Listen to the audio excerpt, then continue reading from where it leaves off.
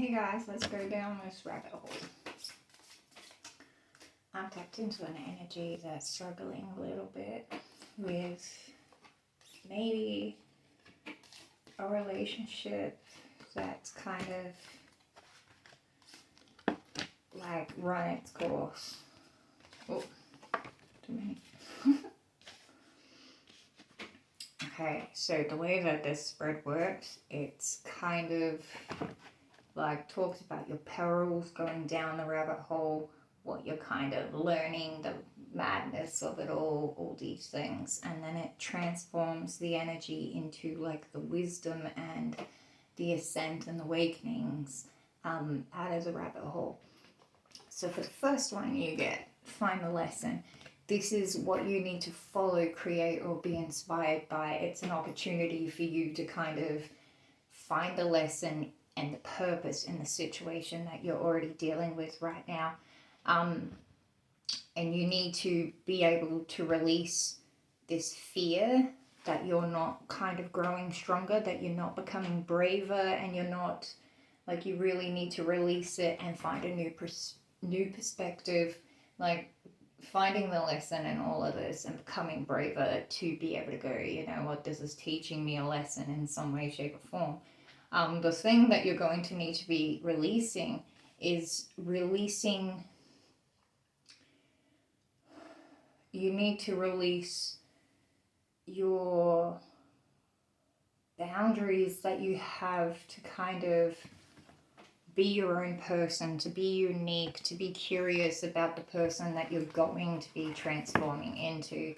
I take this really as like people that think that there's, you know, they have to be perfect, they have to be, they can't be changing, like they're too old to change, they're too whatever. And that doesn't matter how old you are. Like, you know, people think that just because you get past the teenage years that you should already know who you are by that age.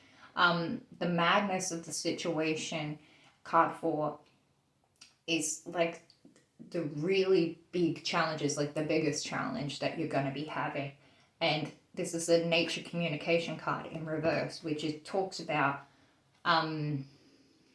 like elemental messengers, talks about your intuition, it talks about spiritual gifts. So maybe some of you are coming into a place where you're not really aware that you had those gifts that you were blocking, and now you're coming to a place where you have intuition. Like maybe you have clairsentient, like it may not be an obvious clair, like you may have something like you just know that things are wrong, you just know something's going on, you just know it.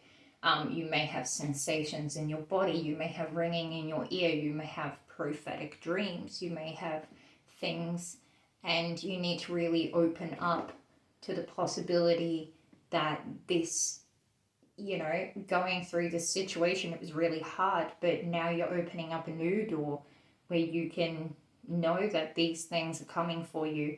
You're going to really start transforming yourself into the person that you want to be from now on. Like really get that love of like that loving childish energy of like, oh, I wonder what's going to happen next. Bring that excitement into it. The 5th card is the wisdom. It's really the lesson that you're going to learn through all this adventure. Like at the start, the lesson that you're going to be learning is getting to know the new you and feeling afraid of learning who you are and learning that you may not be who you think you are. But the challenges that you're going to face to come out of this,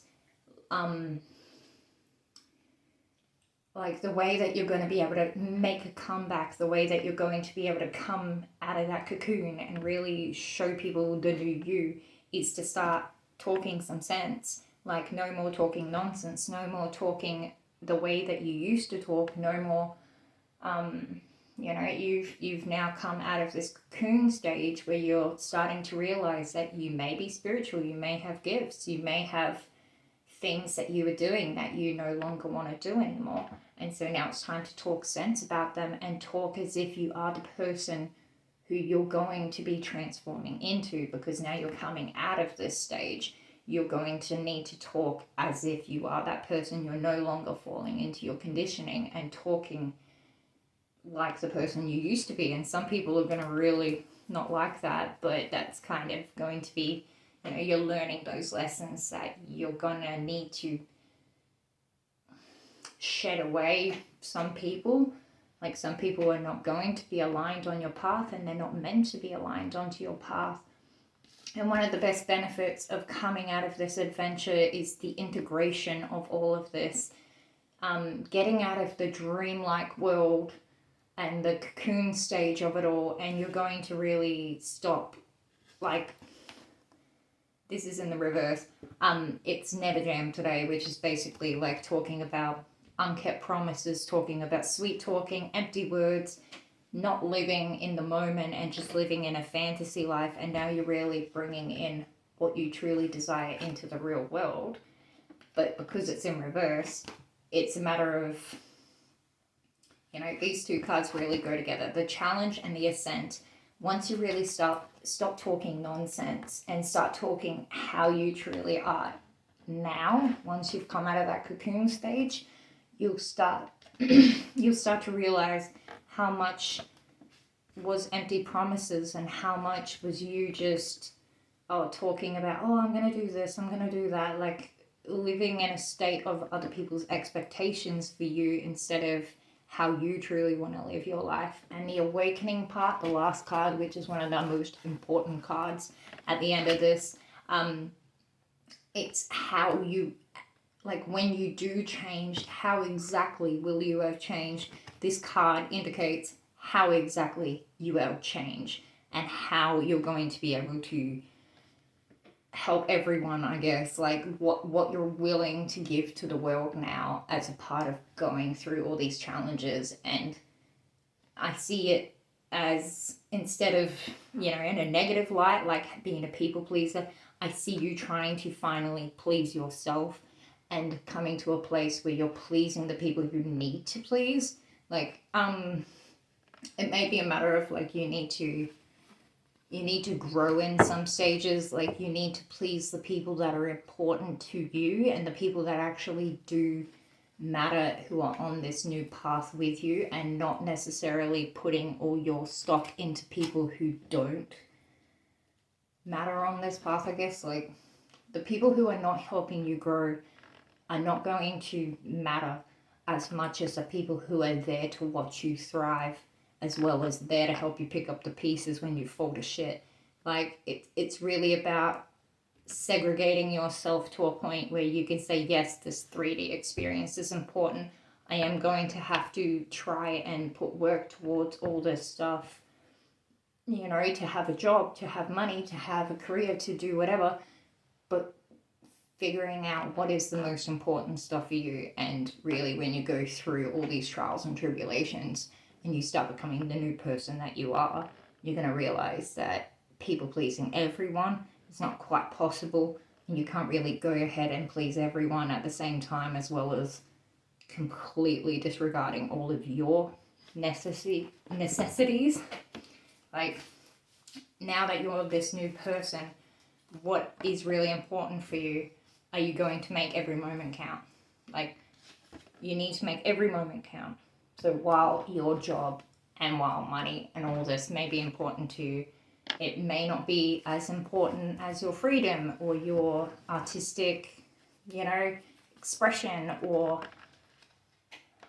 some people say they want freedom, and what they think is that I need to go ahead and make a whole butt ton of money so that I can be free and do whatever I want.